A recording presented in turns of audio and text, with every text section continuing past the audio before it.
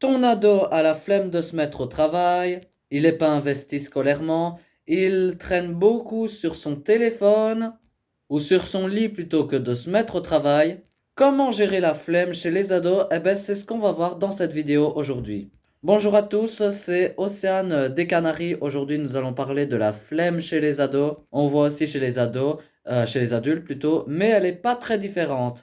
Et du coup, eh bien, on procrastine souvent sur ce qu'on n'a pas envie de faire, sur ce qui nous donne de la souffrance. Justement, pour voir mes quelques astuces pour mettre votre ado au boulot, on va surtout rentrer dans notre cerveau et surtout dans le cerveau des ados qui est un peu plus différent que le nôtre. Le cerveau est pour quelque chose de fondamental pour la fonction de survie et l'économie d'énergie. Il n'a qu'une fonction principale, c'est celle d'assurer votre survie. Alors, quel est le rapport entre la survie et la flemme? Eh bien, en fait, votre cerveau, pour assurer la survie, il va aussi économiser notre énergie. Il préfère garder son énergie avant de partir en courant. Si jamais il y avait un danger, ou être plus fort, on voit des mamans transporter des voitures, on ne sait pas où se trouve l'énergie. Eh bien, c'est là où le cerveau va mettre toute l'énergie qu'il faut pour réagir au cas de danger. Et du coup, votre cerveau va finalement vous traîner vers la flemme finalement. Et puis après, on se dit, on doit faire le passage. Puis il y a une petite voix qui me dit, et qui te dit, oh, c'est pas grave, tu te prendrais pas un petit café? Vous devez aller courir, faire du sport? Ouais, demain.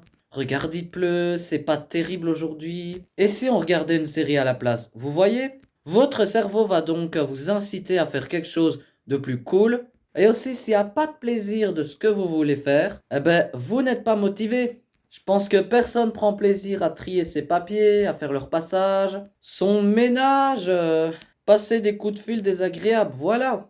Chacun son truc, hein. Il y a peut-être des gens qui aiment tout ce que je viens de citer. Voilà, et j'ai trouvé des exemples sur des choses qu'on n'aime vraiment pas. Donc voilà, il y a des trucs dont j'ai procrastiné depuis longtemps. Et j'utiliserai, tiens, cet exemple parce que j'y avais pas pensé avant, pour voir comment je me suis sorti et comment on peut tous sortir de la procrastination. Cette vidéo, ça vaut pour vos ados et ça vaut pour vous aussi. Et aussi, votre cerveau, il va aller vers ce qui donne du plaisir.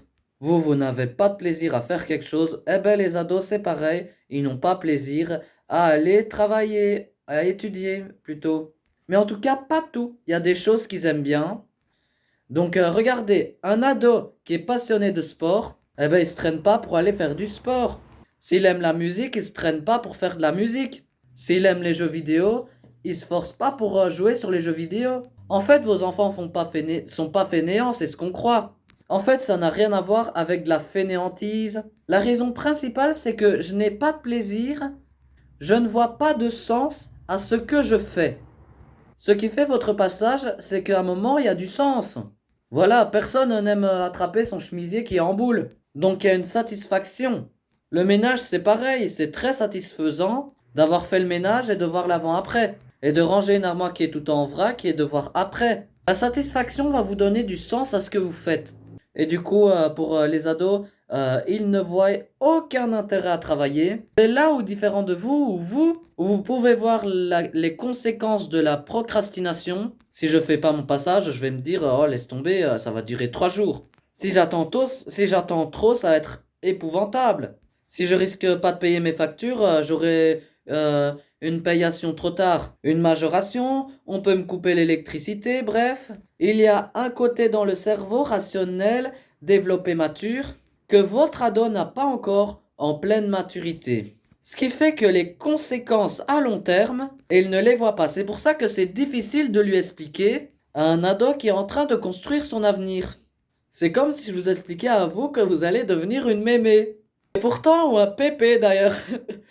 Pourtant, on sait tous qu'on va vieillir un jour et qu'on va devenir soit un pépé ou soit une mémé. Et oui, c'est inévitable, sauf s'il a sa pipe avant, mais ce n'est pas le sujet. Je ne vous le souhaite pas. Et je me le souhaite pas non plus. On est conscient de ça, mais pour l'instant, on se projette. Je m'en souviens quand j'étais plus jeune, qu'on parlait de banquier. Pour ma retraite, je me suis dit, Mais de quoi il me parle? J'ai 22 ans. Mais de quoi on me parle? Arrêtez de me parler de retraite. Bon, je sais qu'elle arrivera un jour. On n'est pas dedans. Et dites-vous que votre ado, il est dans le même raisonnement. Il va se dire que, ouais, il sait qu'un jour il va voler de ses propres ailes. Mais lui, pour l'instant, tout va bien. Je suis dans ma chambre au chaud.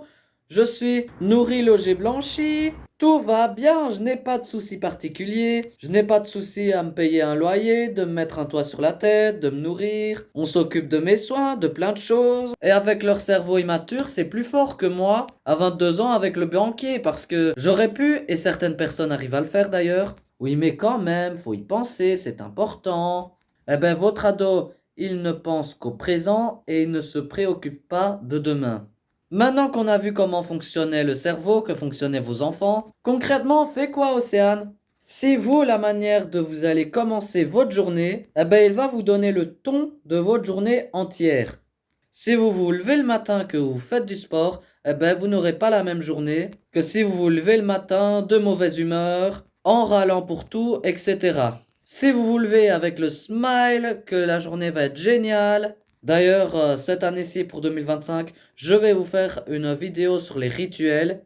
Je vous invite à aller la voir et je vous invite d'abord à vous abonner. Et puis, voilà. Donc, je vous ferai découvrir mon rituel du matin. Et c'est très, très important parce qu'au moment où je fais cette vidéo, eh ben, ce matin, je me suis levé à 7h moins le quart. Je suis descendu dans mon salon, j'ai déroulé mon tapis. J'ai fait 3/4 d'heure de yoga. Et ça n'a pas de prix. Je me sens dans une énergie formidable pour attaquer ma journée. Alors là où je veux en venir, c'est qu'il faut mettre votre ado dans une énergie formidable. Et pour ça, ça commence à faire son lit.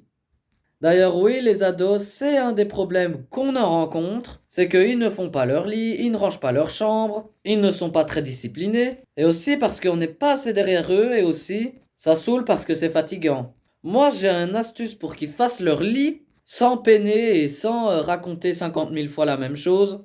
Pourquoi c'est important qu'il fasse son lit et range un peu sa chambre? Parce qu'il va déjà se réveiller en faisant une action. Quoi qu'il en soit, ou quoi qu'ils vous disent qu'ils s'en fichent que le lit n'est pas fait, eh ben on a tous la satisfaction de voir un lit propre et rangé. Ça, c'est sûr. De se coucher dans un lit qui est fait, ça ne donne pas la même énergie que de se coucher dans un lit en vrac.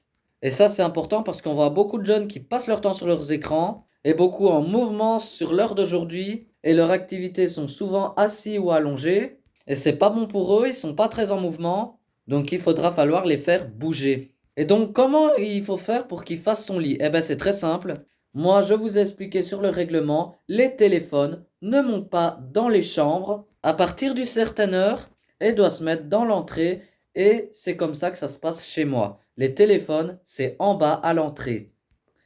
Mes enfants n'ont pas accès au téléphone H24. Donc je vous dis les âges au moment où je vous fais cette vidéo. 17, presque 17 ans ou presque 18 ans. Donc je suis face à des grands ados. Et là presque un an de plus parce qu'on est en fin d'année. C'est la règle, c'est comme ça. Pourquoi je fais ça? Parce que je sais que si on garde son téléphone avec soi, eh ben, il va tenter de le regarder. Il faut savoir les énergies négatives des écrans sur le cerveau de vos enfants. J'aimerais carrément que ces bazars-là n'existent plus du tout. Mais ce n'est pas possible, je ne peux pas les priver d'écran ni les isoler socialement, mais il y a des règles. Et donc, eh ben, il faut fixer des règles et dire à votre ado, tant que tu n'as pas rangé ta chambre, tu partiras sans ton téléphone demain. Faut dire qu'il va râler, pester, il faut dire de faire des chantages, des menaces, d'être agressif ou quoi que ce soit. Mais il faut dire que quand il partira pour une fois sans son téléphone, ça n'arrivera qu'une fois. Et la fois prochaine, il fera son lit en râlant, en n'étant pas content, mais il le fera. À force de le faire, il finira par le faire. Et c'est un peu comme à l'armée parce que à l'armée, on se réveille, ils doivent faire leur lit le matin. Je sais pas si votre enfant est à l'école ou en pensionnat. Au pensionnat, ils sont très rigoureux là-dessus. Pourquoi cela existe ailleurs et qui pourrait pas exister chez nous? Si à l'armée, ils arrivent à faire le lit de tout le monde, eh ben, les parents sont capables de faire le lit aux enfants. À l'armée, il y a des conséquences de, je sais pas, on va faire 50 pompes. Être éveillé au milieu de la nuit. Je sais pas quelles sont les conséquences, mais il y en a. Et après qu'on a dû faire 50 pompes et courir en rampant sous la boue et la pluie, faire un cours de combattant, etc., etc. Parce qu'on n'a pas fait son lit, je peux vous dire que la fois d'après, le lit est fait, hein, voilà. Mettre des règles, c'est la base pour tenir ce que l'on veut. Et du coup, il faut falloir expliquer à vos enfants que faire le lit tous les matins, ça lui prend moins de 5 minutes, quoi. Ça prend 2-3 minutes à l'heure des couettes. On n'est pas à l'armée où il y a des draps et des couvertures. Et faire le lit au carré, non. Aujourd'hui, on a juste à secouer la couette, remettre en place les oreillers, ça prend moins d'une minute. Il faut lui donner des méthodes et lui dire, bah, tu sais, quand tu fais pas tes devoirs, et que tu procrastines, et que ensuite t'attends la dernière minute, et que là, on se dit qu'il faut travailler, il faut que tu travailles pendant tout ton week-end, ou même plusieurs soirées, il faudrait pas mieux que tu fasses ça, et c'est pareil. Je vous invite à inciter, et surtout, pas d'écran. Pendant les devoirs, il faut une tranche horaire pendant laquelle il y a 0 écran. Pas de console de jeu, pas de télé, pas d'ordinateur, pas de tout ça. C'est vrai qu'à l'école, à l'heure d'aujourd'hui, on donne des choses à faire sur les écrans, mais ça reste quand même pas tout le temps. Parfois, ils ont juste besoin pour regarder ce qu'il y a à faire. Et donc ça prend 30 secondes, voilà. À vous de cadrer le téléphone. Donc voilà, c'était une vidéo, j'espère qu'il vous a plu. N'hésitez pas à vous abonner et on se verra bientôt.